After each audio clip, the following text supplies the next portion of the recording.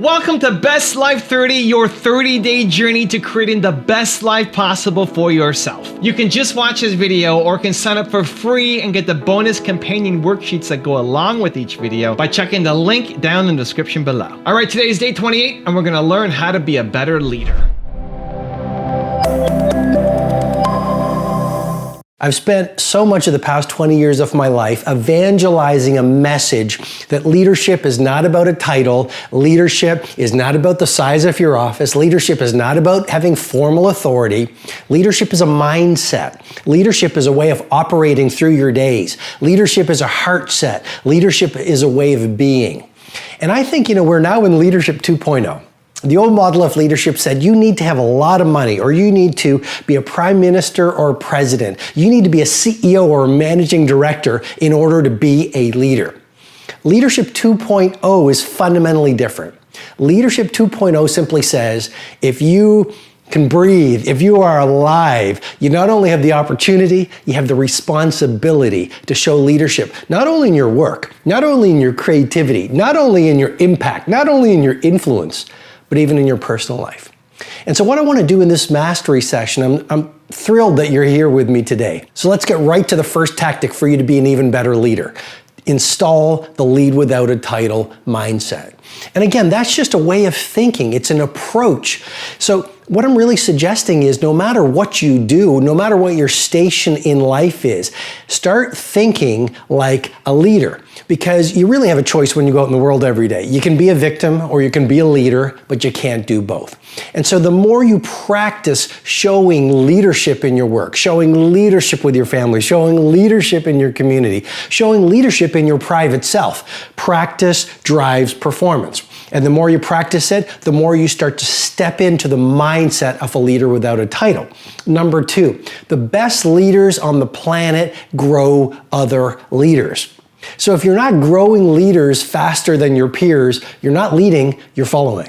I'm going to repeat that again. The job of the leader is to grow more leaders. So yes, do your work. Yes, become more creative. Yes, innovate. Yes, optimize your personal life. And yet at the same time, make the time to develop leaders around you. What that might look like at the office, celebrating a teammate. At the office, that might look like modeling mastery. At the office, it might look like collaborating with someone who needs some collaboration. At home, what does growing leaders look like? Well, it might be mentoring your children, exposing them to art, giving them great books. It might mean being a positive force in your home life. So the job of the leader is to grow more leaders. One of the keys to Apple is Apple's an incredibly collaborative company. And so, you know how many committees we have at Apple? No. 0. We have no committees. No committees. We are organized like a startup. One person's in charge of iPhone OS software. One person's in charge of Mac hardware. One person's in charge of iPhone hardware engineering. Another person's in charge of worldwide marketing. Another person's in charge of operations. We're organized like a startup. We're the biggest startup on the planet. And we all meet for 3 hours once a week, and we talk about everything we're doing, the whole business.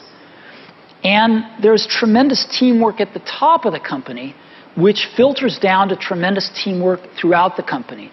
And teamwork is dependent on trusting the other folks to come through with their part without watching them all the time, but trusting that they're going to come through with their parts.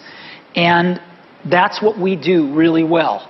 And we're great at figuring out how to divide things up into these great teams that we have and all work on the same thing, touch bases frequently, and bring it all together into a product.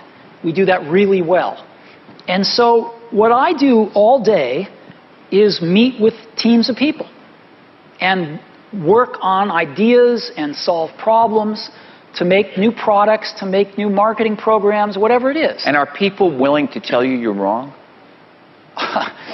Yeah. I mean, other than snarky journalists. I mean, people that work for you. Oh, yeah. No, we have wonderful arguments. And do you win them all? Or? Oh, no, I wish I did. Oh, see, you can't. If you want to hire great people and have them stay working for you, you have to let them make a lot of decisions, and you have to be run by ideas, not hierarchy.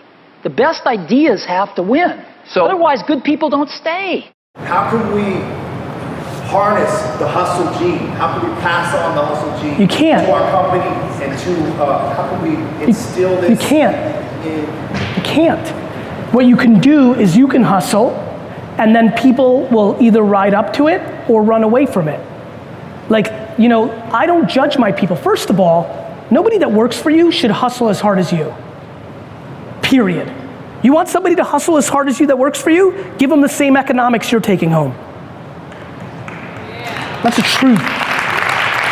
Number two, with kids, rich kids aren't gonna care as much as you about money because you didn't have any, and so you had to fight for it, and then that's just real. So I think I set the tone for my company.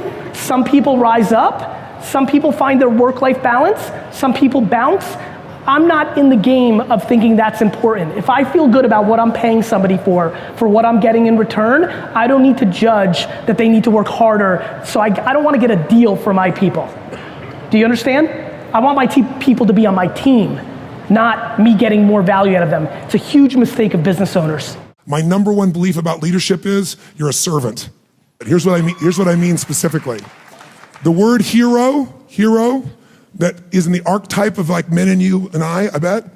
Is it true that inside of you, you really want to be the best, you want to create the best, share the best, do the best? Is that a metaphor for you in your life? Absolutely. Yeah, me too. So I think people in this room tend to have that as their metaphor. So all of us at some level, man or woman wants to be a hero. The word hero in its Latin root means servo. Servo means servant. It actually means slave. The hero, why they're the hero is become the ultimate servant to something larger than themselves, people and so forth. The person who thinks they're going to lead by demand or by position can only lead for a short period of time. But the person whose idea of serving is, my belief is, if you can find a way to take any group of people and help them to experience their needs at a richer, deeper level than anyone else, then together you guys can get anything done. Anything. Now, it may not work the first time, but together you can get to that point.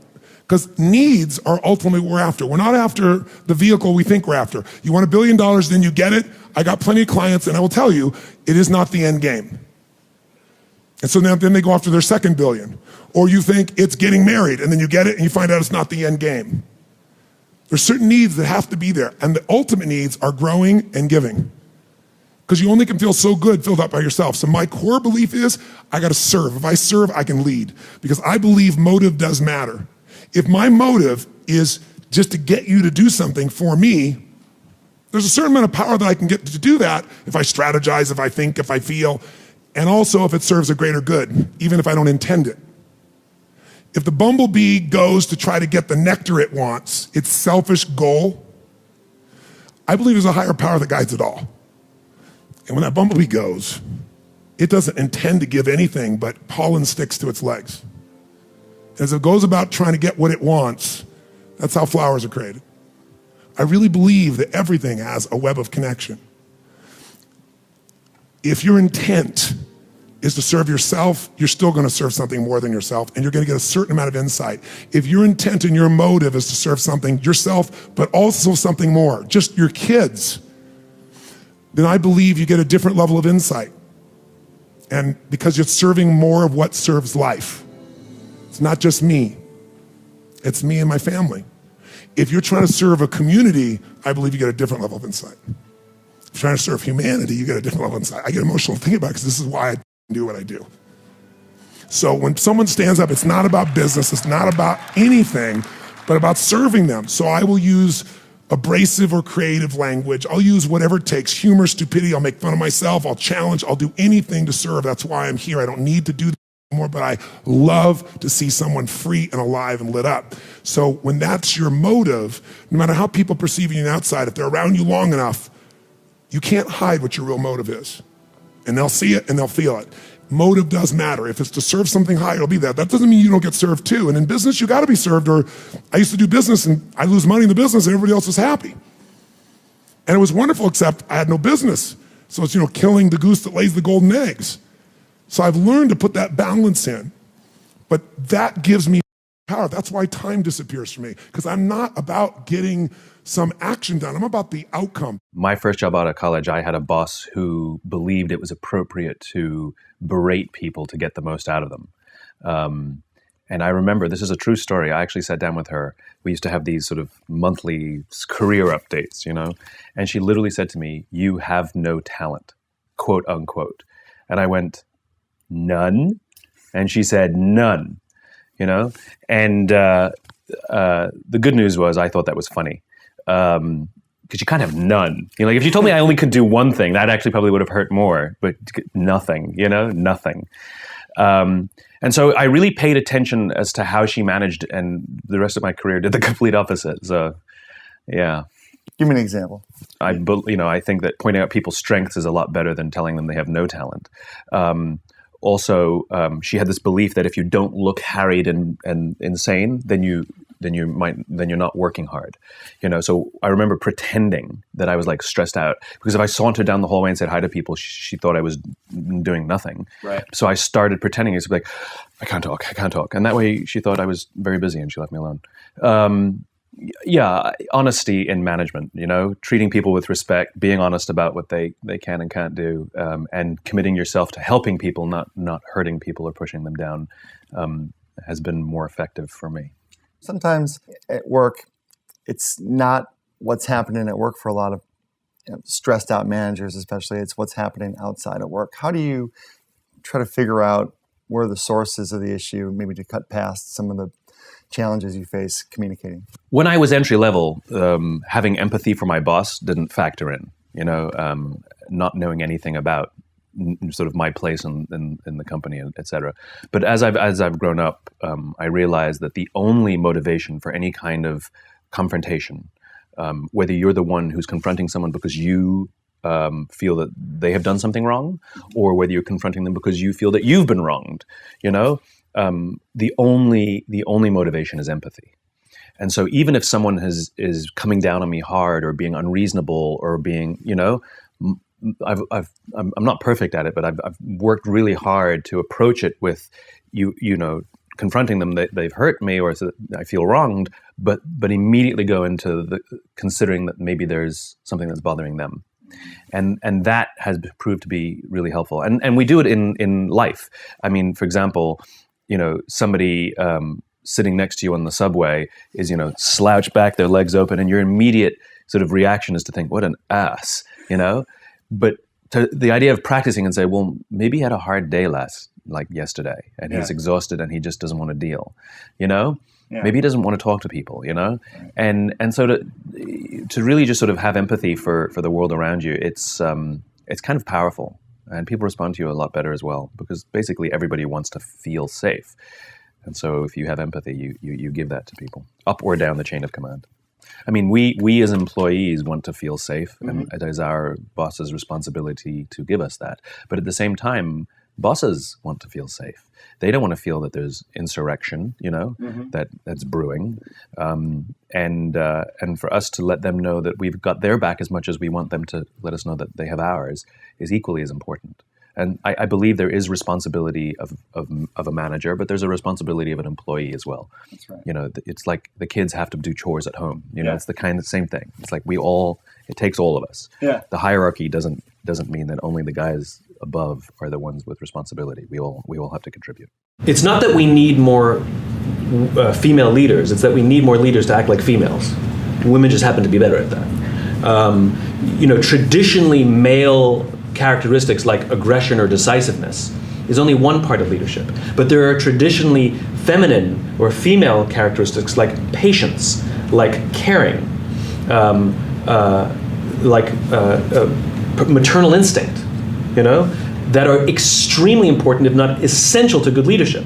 So the problem in America today, if not the world, is we have lopsided leadership. We put too much emphasis on male leadership, and we need to balance it off. And the best leaders, whether they're male or female, embody patience and calm and caring and that motherly instinct or fatherly instinct, that parenting instinct.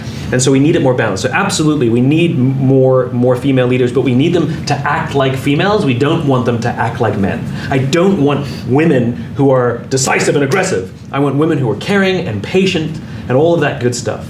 I want men like that too. So yes, we definitely need more female leadership. What did you know and learn at the end of your career that you wish you knew at the beginning? Understanding empathy and compassion. Right? Because as a young kid, when I came in the league, it was like, I'm driving this way, and either you're going to be on the train or be on the track. Right? There was no such thing as understanding that people have lives outside of the game, which apparently I did not. But like, if I understood that at an early age, and it helps me as a leader to communicate better. I came to understand that later. Getting to know people on a personal level. What are their fears? What are their insecurities? Right? What are their dreams and ambitions, desires, those sorts of things.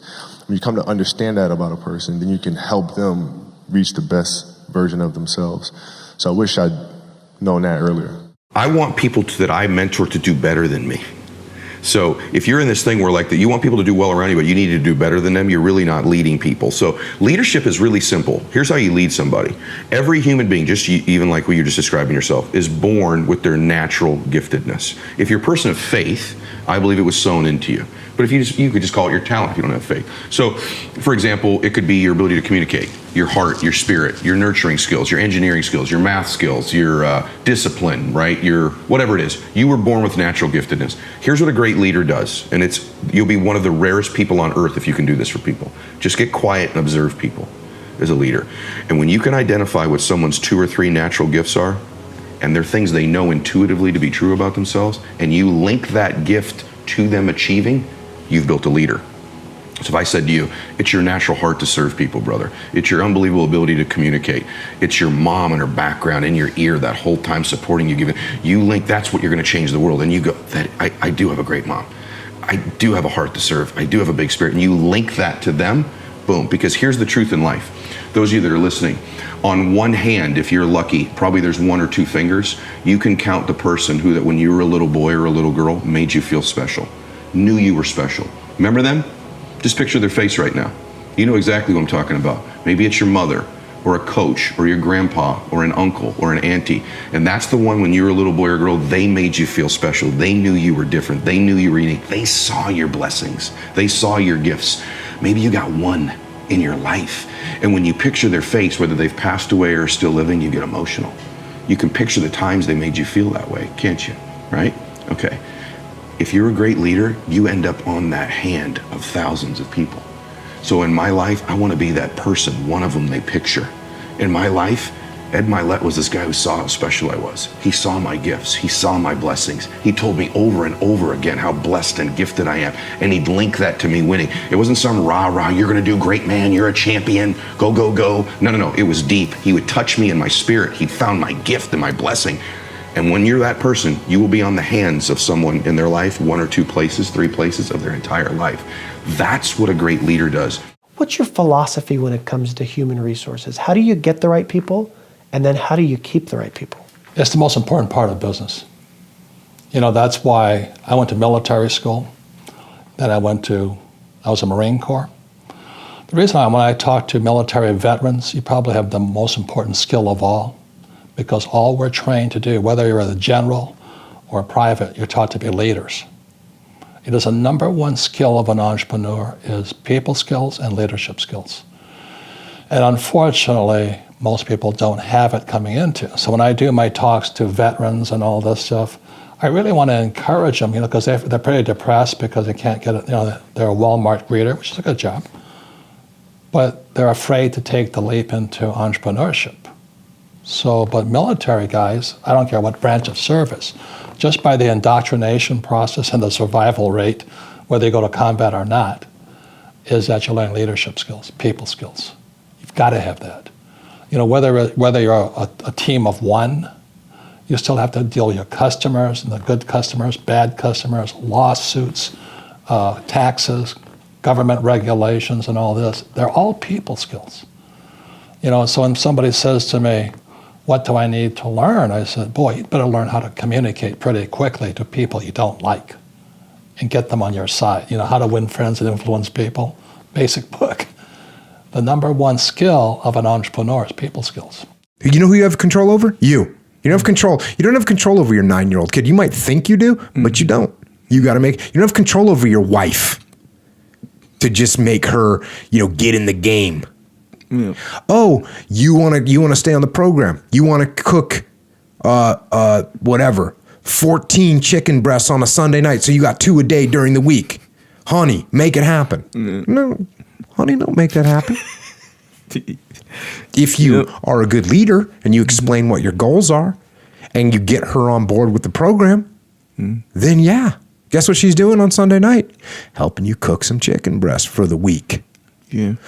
But this is just like anything else, man. This is just like any other leadership situation. You want to blame the team when something's going wrong? That's not going to get you a solution. Yeah. You need to take ownership of the problem. You need to get the problem solved. And when I say get the problem solved, this doesn't mean impose your will on the team. That means you need to lead the team. And there's a big difference. Leadership is not about personality. Sure. In fact, some of the greatest leaders we studied had a charisma bypass. And we should never confuse charisma with leadership. They're very, very different ideas. Some of them are even odd and eccentric. One of the great chief executives of the last 30 years is Herb Kelleher of Southwest Airlines. He solves a trademark dispute with an arm wrestling contest. It's just not normal. He would talk about wearing a flowered hat and a feathered boa around the office. Just strange. Okay? So it's not personality. The key to the great leaders that we studied was their humility.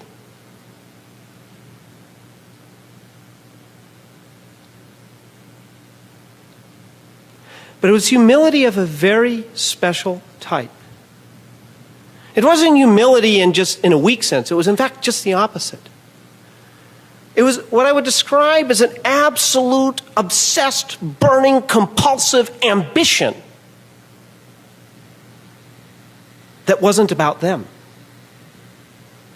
An absolute, burning, compulsive ambition for a cause, for a company, for the work, for a set of values, not themselves. And an ability to translate that ambition, that subjugating themselves to something that is not about them, into a series of decisions. Very willful decisions. And this is why I look to Lincoln as our great president in the United States, because he was ambitious first and foremost that the nation must endure, and he had the will to endure the most brutal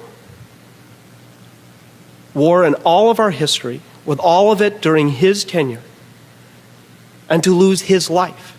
I think building an organization, building a team, the idea that Jack Welch is the hero of creating all this value is silly.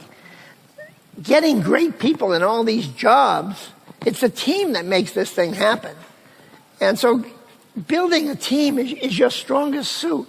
And you've got to love your team. You've got to want your team to be promoted. And when you're coming up, the biggest problem I find with young MBAs, at first, the job is you shining, raising your hand, having the answers.